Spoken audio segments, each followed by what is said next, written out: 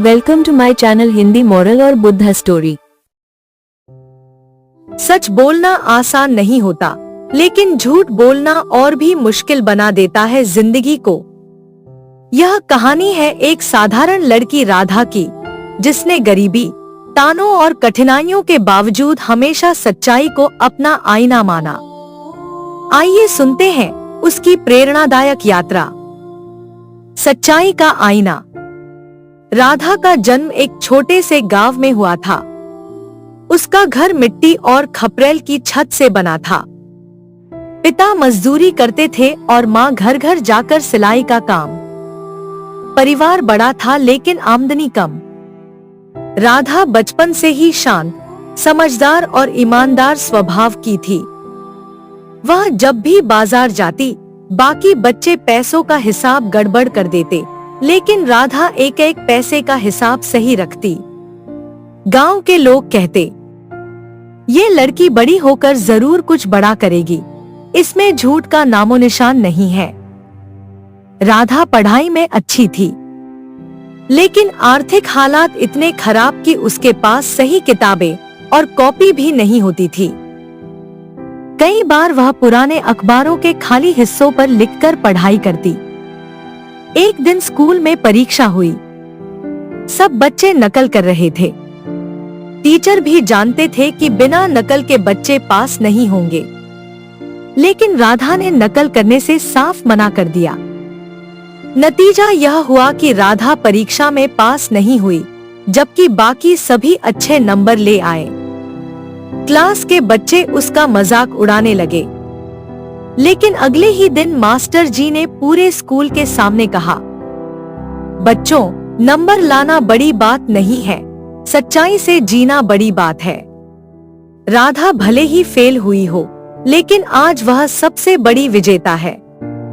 राधा के लिए यह सम्मान किसी इनाम से कम नहीं था। समय बीता, राधा ने किसी तरह कॉलेज में दाखिला लिया। यहाँ माहौल बिल्कुल अलग था। अमीर बच्चों के पास महंगे कपड़े, बड़े मोबाइल और दिखावे की चीजें थी। राधा उनके बीच अजनबी सी लगती। कई बार सहेलियां उसे ताने मारती, अरे राधा, तेरा ड्रेस तो बिल्कुल देहाती है, तू क्यों कॉलेज आई है? घर जाकर बर्तन धो। राधा चुपचाप सुन लेती। वह जानती थी कि असली ताकत कपड़ों या पैसों में नहीं, बल्कि मेहनत और सच्चाई में होती है। कॉलेज में नौकरी पाने के लिए सब बच्चों ने अपने रिज्यूमे में झूठ लिखा। किसी ने अनुभव बढ़ा दिया, किसी ने स्किल्स गढ़ ली, लेकिन राधा ने सच सच लिखा कि उसके पास अनुभव नहीं है, पर सीखने की भूख बहुत है। शुरुआत में उसे कोई नौकरी नहीं मिली, लेकिन एक दिन एक एनजीओ ने उसे ईमानदारी और सीखने की चाह देखकर रख लिया। एनजीओ में राधा गरीब बच्चों को पढ़ाने लगी। वह खुद तंगहाल थी, लेकिन बच्चों के लिए हमेशा मुस्कुराती। धीरे धीरे गांव और शहर के लोग उसके काम से प्रभावित होने लगे।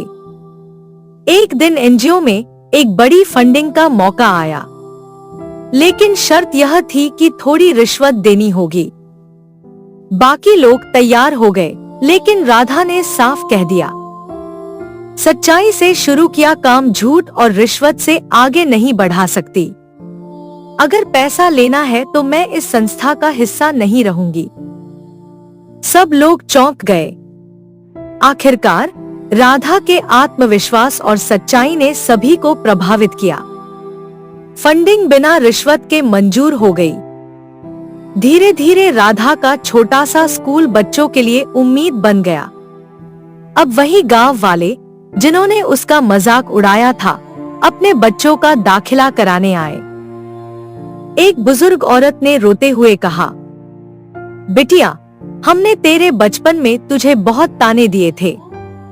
तू गरीब थी, तेरे पास कुछ नहीं था, लेकिन आज तूने हमें सिखाया कि असली ताकत ईमानदारी और सच्चाई में है।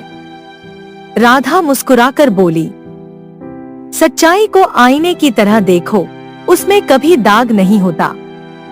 दाग हमारे कर्मों में होता है।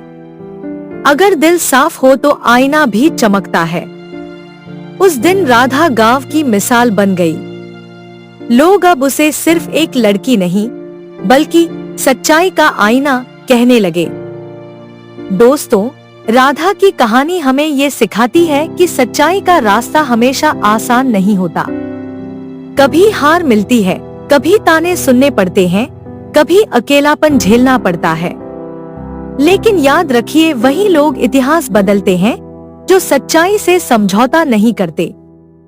तो अगली बार जब आप किसी मुश्किल में हो, तो राधा को याद कीजिए और सोचिए, क्या मैं सच्चाई का आईना देख पा रहा हूँ?